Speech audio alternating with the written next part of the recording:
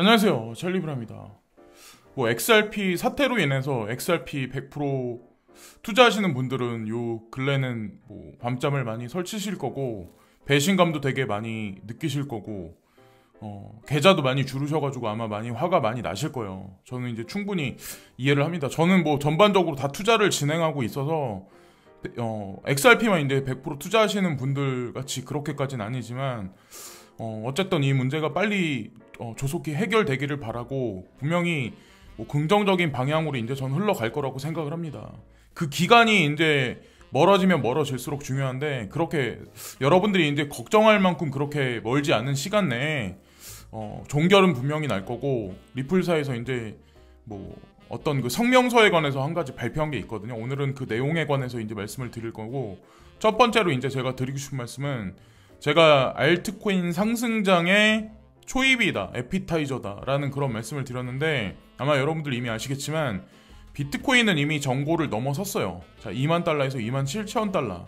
자, 2만 달러가 정고인데 7천 달러를 더 붙여서 넘겨섰어요. 그리고 3만 달러 전망까지 나오는 와중이야. 그 반면에 라지캡 마켓, 미들캡 마켓, 로우캡 마켓에 있는 알트코인들은 아직도 바닥을 헤매는 중이에요.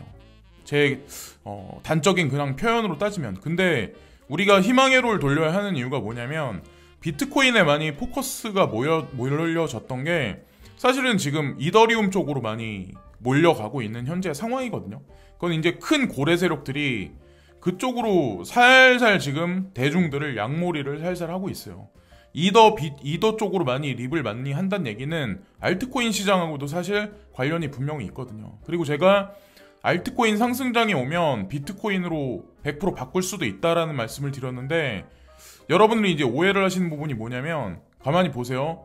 기준은 언제나 우리가 비트코인이라고 봐야 돼요. 이거는 정답이고, 알트 상승률이 예를 들어서 내가 투자한 어떤 특정 알트코인이 30만원짜리가 아니면 50만원짜리가 단기간에 150%가, 그러니까 300%가 상승했어. 그럼 50만원짜리가 150만원이 상승하면 조정이 없을까요?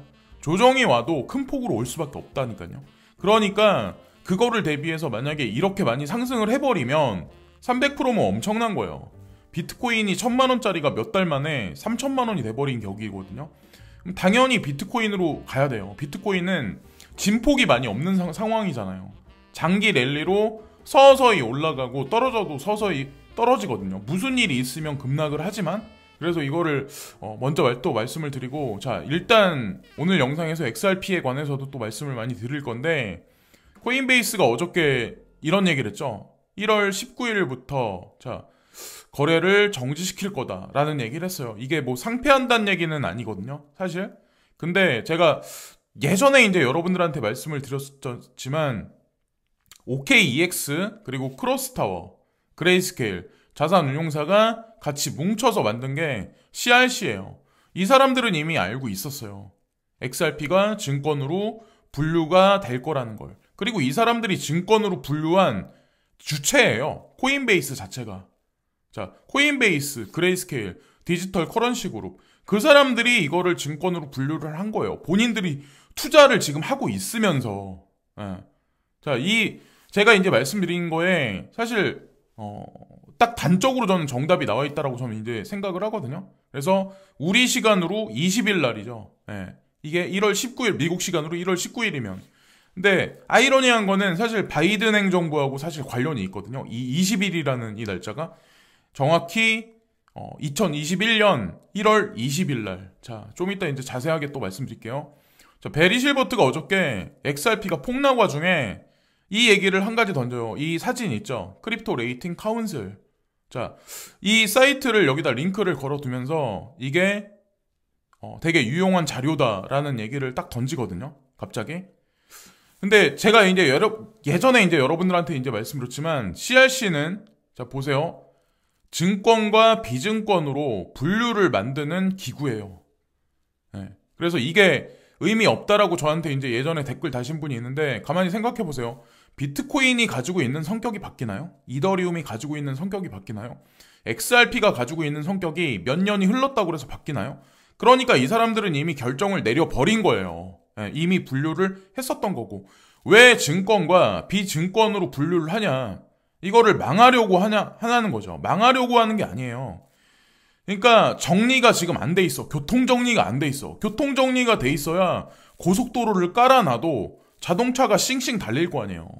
그죠? 그 준비 단계라고 그냥 보시면 돼요. 너무 많이 걱정들을 너무 많이 하지 마시고, 그리고 이 사람들이 글렌 허친슨이나 아니면 DCG 그룹이 리플사에는 직접적으로 투자를 진행했어요. 예. 그러니까 어떻게 보면 이렇게 말하면 좀 그렇지만 짜고 치는 고스톱일 수도 있어요. 항상 언제나 그래왔지만 세력들은 중간에 피해를 많이 보고 욕하고 떠나는 거는 개인 투자자들이에요. 저는 진짜 XRP 진성 홀더들 3년 동안 뭐 고생하면서 계속 홀딩했던 사람들이 이 상황에서 패닉하고 힘들게 코인판 떠나는 거, 그런 걸 되게 좀 약간 우려스럽다고요. 예, 그런 거에 관해서는. 근데 가만히 보세요. DCG 그룹은 글렌 허친슨이라는 분이 이사예요. 그리고 이 사람은 친민주당이에요. 여러분들 아마 아실 거예요. 클린턴 행정부, 오바마 행정부하고도 사실 관련 있는 사람이에요. 글렌 허친슨이라는 분은. 그리고 로렌스 H. 서머스라는 이분도 마찬가지로 민주당하고 관련이 있는 사람들이에요. 사실 뿌리 깊게 민주당이에요. 베리 실버트 존재 자체가, 요 DCG 그룹 자체가 FED하고 사실 관련이 밀접하게 있고, FED가 사실 유동성 공급을 하기 때문에 주식시장이든 저는 가상자산 시장이든 칼자루를 진 건 이들이라고 저는 이제 생각을 하거든요. 여러분들 아마 아실 거예요. 그레스켈 자산운용사 그리고 글렌 허친슨이 비트코인에 관해서도 사실 CME 1252에 관해서도 관련이 되게 깊은 사람이에요. 그래서 요의주의해서 우리가 집중해서 많이 봐야 되거든요. 근데 기본적으로 우리가 깔고 생각해야 되는 게 뭐냐면, 미국 정부가 과연 이 시점에서 XRP를 죽여서 얻는 이득이 뭐냐는 거죠. XRP를 죽여서 얻는 이득이 뭘까요? 과연 본인들한테 이득이 뭐예요? 자, 가만히 보세요. 우리는 비트코인 추종을 되게 많이 해요. 근데 비트코인 채굴 점유율은 미국이 주도하는 게 아니에요. 중국이 65% 이상 가지고 있어요. 아직도 3분의 2 이상 가지고 있어요. 미국이 점진적으로 지금 점유율을 늘리고 있는 건 사실이지만, 이들이 궁극적으로 비트메인을 통해서 채굴기에 관해서도 전 세계에서 점유율을 많이 확보를 하고 있단 말이에요. 이 상황에서 XRP를 죽여서 미국 정부한테 득될 게 아무것도 없어요. 사실 여러 가지 측면에서. 자, 그리고 이 비증권과 증권과 분류를 하는 이유는 제가 예전에도 영상에서 말씀드렸다시피 비트코인 ETF하고도 저는 밀접하게 관련이 있다라고 저는 생각하거든요. 그리고 이번에 XRP 미국 증권거래위원회에서 증권으로 분류를 이제 했고, 이 사람들이 이제 증권으로 분류해놨는데 모호한 규정에 종식이 될 거예요. 그래서 이번 사태로 해서 아마 이정표가 전 될 거라고 저는 생각을 합니다. 교통 정리가 어느 정도 될 거라고 이제 저는 생각을 하고, 자, 가만히 보세요. 예전에 이제 미국 증권거래위원회에서 이더리움을 보세요. 증권이 아니다라고 이제 규정을 내렸거든요. 그래서 많은 사람들이 이 예전에 2018년도 이 로이터에서 나온 이 기사를 갖다 그런 식으로 얘기를 하더라고요. 규정이 있었기 때문에 이거 같은 경우는 지금 이더리움은 상관없다. 그러니까 이더리움은 그래서 상승할 수 있다. 알트 시장의 원흉이 될 거다. 근본이 될 거다라는 말씀들을 되게 많이 하세요. 자, 근데 이더리움 1.0에서는 상관이 없어. 근데 이것도 마찬가지야. 이더리움 2.0으로 가면 포우에서 채굴해서 스테이킹으로 넘어가죠. 그럼 이것도 마찬가지로 규제가 모호해질 수밖에 없거든요. 근데 가만히 보세요. CME에서는 2월 8일 날 선물을 런칭하기로 이미 계획이 돼 있죠. 그러니까 그 전에 이 규제가 미국 증권거래위원회에서 분명히 나오기 시작을 할 거예요. CFTC하고 해서 미국 정부가 어떻게 보면 미국 증권거래위원회를 이용해서 이번 파동을 의도적으로 저는 만들어냈다라고 저는 한편으로 생각하거든요. 자, XRP사에서 어떻게 보면 반박하는 성명서를 하나 발표했는데 몇 가지 주요한 사항을 보면 핵심이 있거든요. 최근 시장 참여자 활동에 대한 우리의 성명. 대중과 언론은 색 측의 이야기를 들었고 리플에 대한 입증되지 않은 주장을 해결하기 위해 몇 주 안에 답변을 제출할 것입니다. 몇 주 안이란 얘기가 있죠. 근데 19일 안에는 종결을 아마 내야 될 거예요.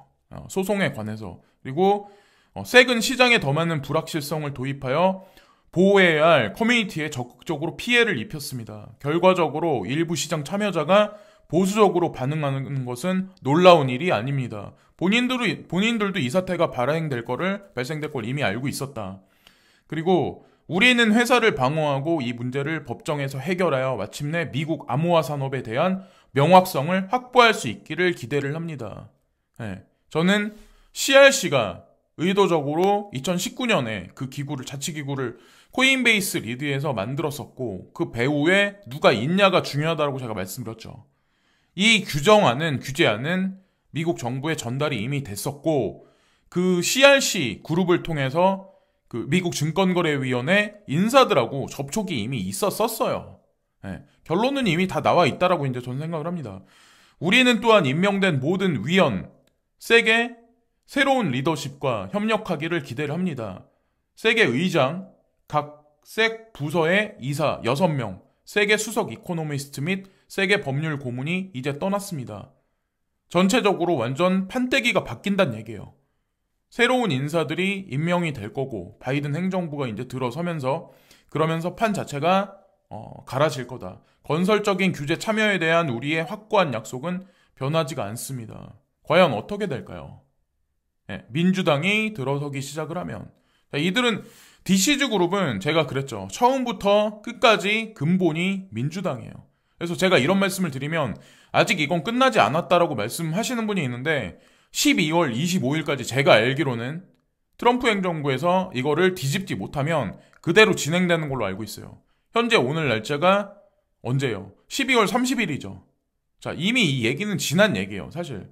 그리고 중요한 건 트럼프 행정부가 들어선다고 해서 트럼프 행정부를 지지하는 사람들의 호주머니에 자산이 늘어나는 건 아니에요. 그것과 상관없어요. 바이든 정부가 들어서던 트럼프 행정부가 들어서던 누가 되던 대중하고는 상관없어요. 그냥 전체적인 큰 흐름의 스트림이 저는 이제 중요하다라고 저는 생각을 하거든요. 자, 보세요. 바이든 행정부의 취임식이 2021년 1월 20일 날이에요. 네, 1월 20일 날이에요. 코인베이스 거래 정지가 같은 날짜예요. 1월 19일이라고 돼 있는데 이게 그냥 한국 시간으로 계산하면 1월 20일이에요. 정확하게. 이 같은 날짜예요. 되게 아이러니하지 않으세요? 이 같은 날짜라는 게 코인베이스 XRP 거래 정지 날짜랑 바이든 행정부 들어서는 날짜랑. 네. 그래서 한동안은 시세 진폭을 위아래로 아마 계속 흔들 거예요. 얼마까지 떨어질지는 모르겠어요. 마지막 선택은 각자 개인들이 해야 된다라고 저는 생각을 합니다. 근데 XRP를 3년 동안 진성 홀더로 가지고 계셨던 분들, XRP만 투자하셨던 분들 있죠.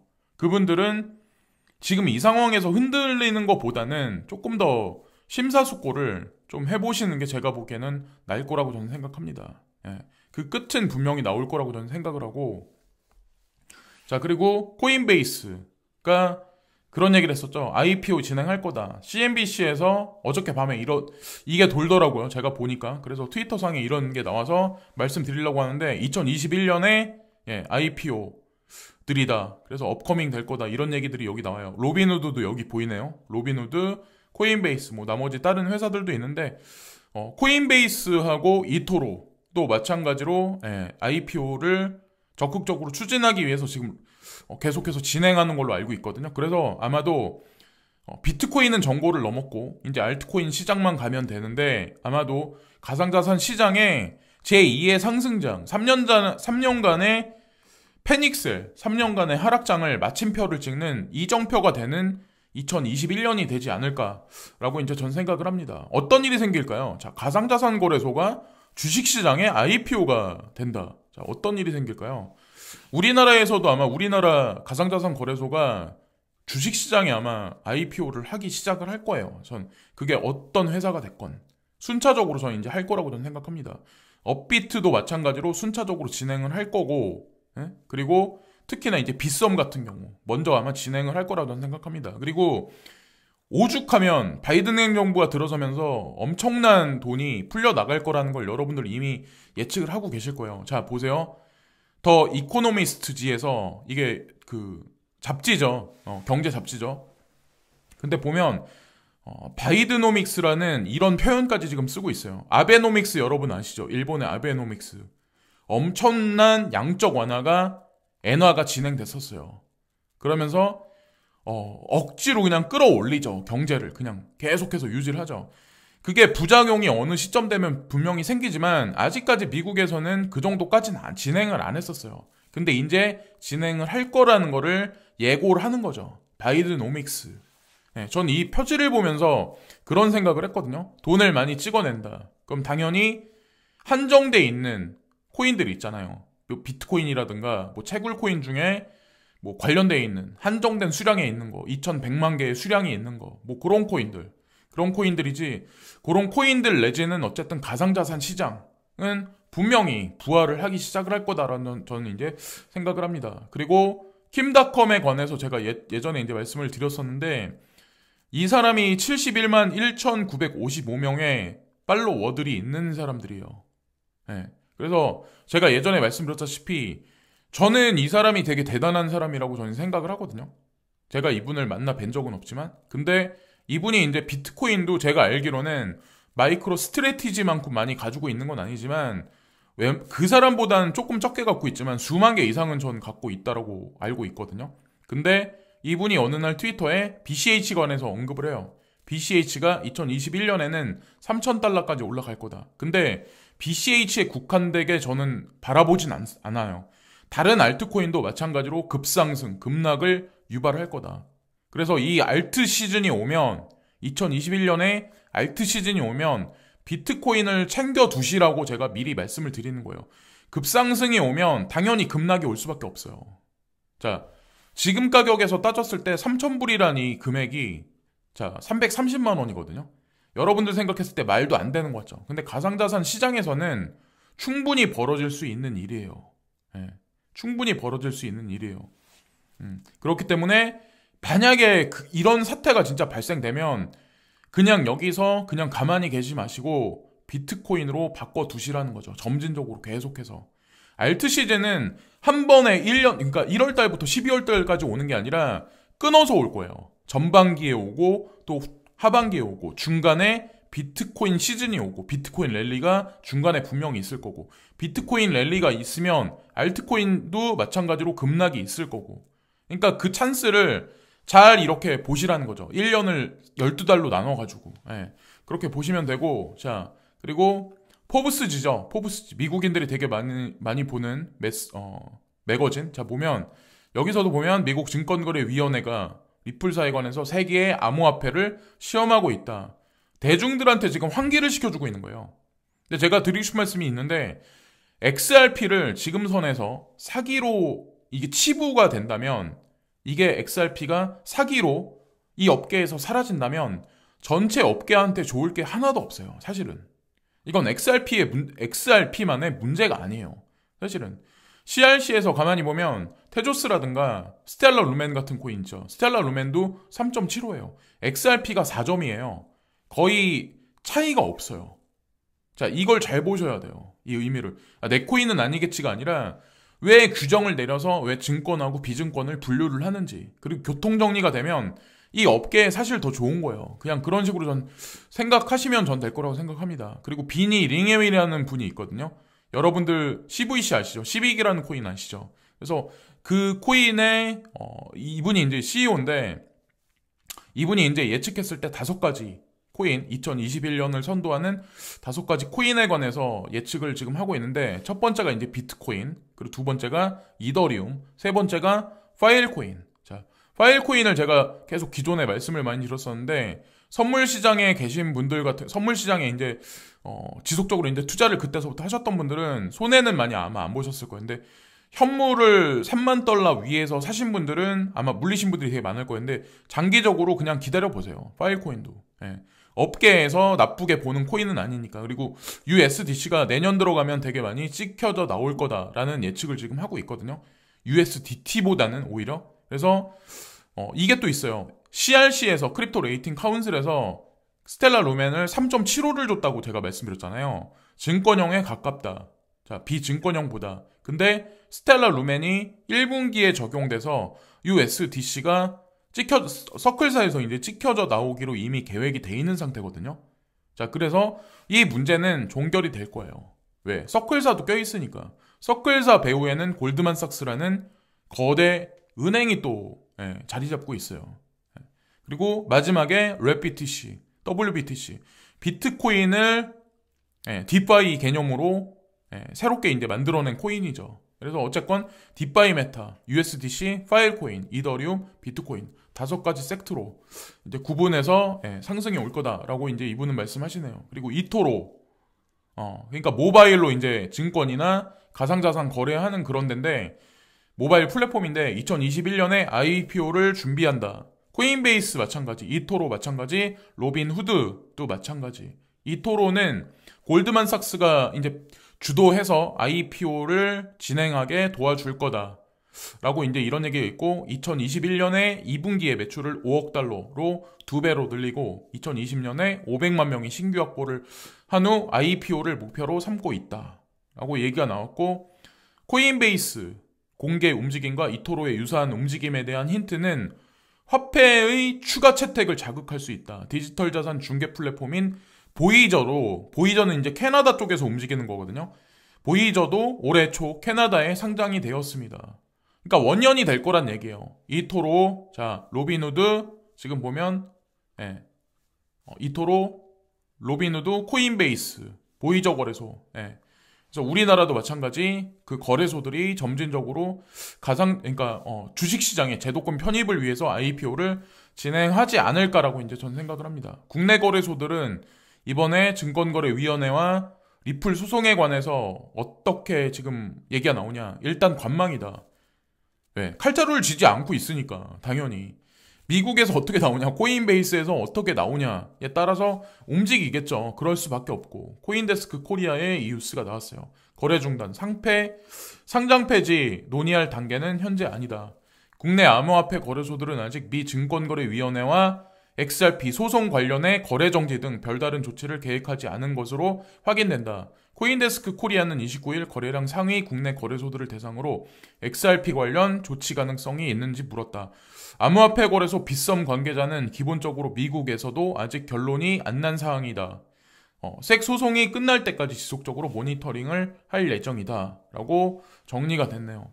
코인베이스는 IPO를 앞두고 페이스북에 IR 이사를 운영합니다. 영입했습니다. 이런 얘기죠. 더 블록에 이런 얘기가 나왔는데 요 근래 이제 코인베이스는 여러 인사들을 계속해서 영입을 지금 하고 있거든요.